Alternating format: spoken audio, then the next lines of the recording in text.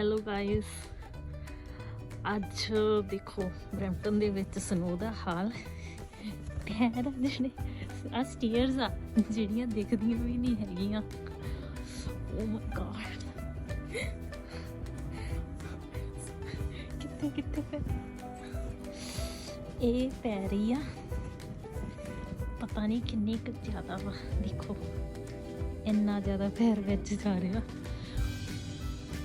ਅੱਜ ਇੰਨਾ ਬੁਰਾ ਹਾਲ ਆ ਬਰੈਂਪਟਨ ਦਾ। ਗੇਟ ਖੁੱਲ ਨਹੀਂ ਰਿਹਾ ਹੈਗਾ। ਬਾਹਰ ਦੇਖੋ ਕਿੰਨਾ ਸ਼ਿਟ, ਤੇ ਮੈਂ ਇੰਨੀ ਸਲੋ ਚ ਬਾਹਰ ਕੀ ਕਰਨਾ ਹੀ ਆ।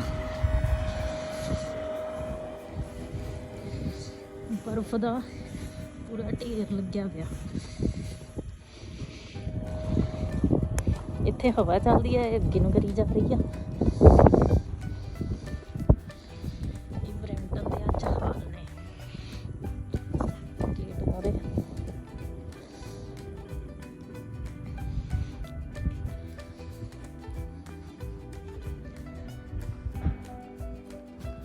ਅੱਜ ਪੂਰਾ ਸਾਰਾ ਕੁਝ ਇੱਥੇ ਬੰਦ ਹੋਇਆ ਪਿਆ। ਪੂਰਾ ਸਾਰੇ ਰੋਡ ਬਲੌਕ ਹੋ ਗਏ ਅੱਜ। ਵਿਚਾਰੇ ਕਿਹੜੇ ਖੜੇ ਆ, ਗੱਡੀਆਂ ਵਾਲੇ, ਗੱਡੀਆਂ ਫਸ ਗਈਆਂ। ਸਾਫ਼ ਕਰਨਗੇ ਫਿਰ ਅੰਦਰ ਨੂੰ ਆਉਣਗੇ।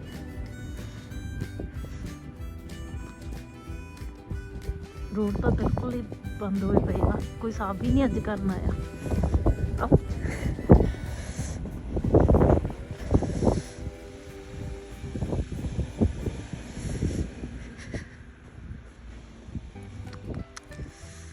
ਬਹੁਤ ਬੁਰਾ ਹਾਲ ਅੱਜ ਤਾਂ।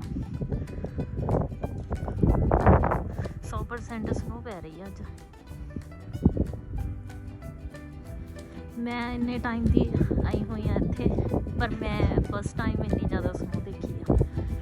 ਐਤਕੀ ਟੈਂਪਰੇਚਰ ਵੀ -25 21 ਇੰਨਾ ਰਹਿ ਰਿਹਾ।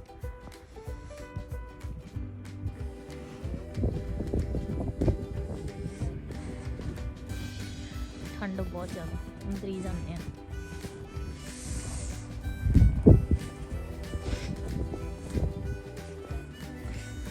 ਅੱਜ ਤਾਂ ਸਨੋਮੈਨ ਬਣਾਉਣ ਵਾਲਾ ਕੰਮ ਬਣਾਵਾਂਗੇ।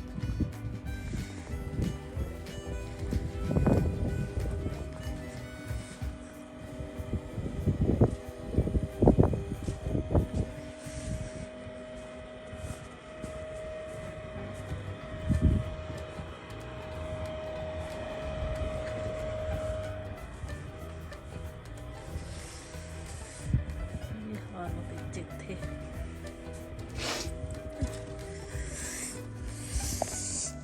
ਗੇਟ ਹੀ ਨਹੀਂ ਖੁੱਲ ਰਿਹਾ, ਗੇਟ ਫਸਿਆ ਹੋਇਆ।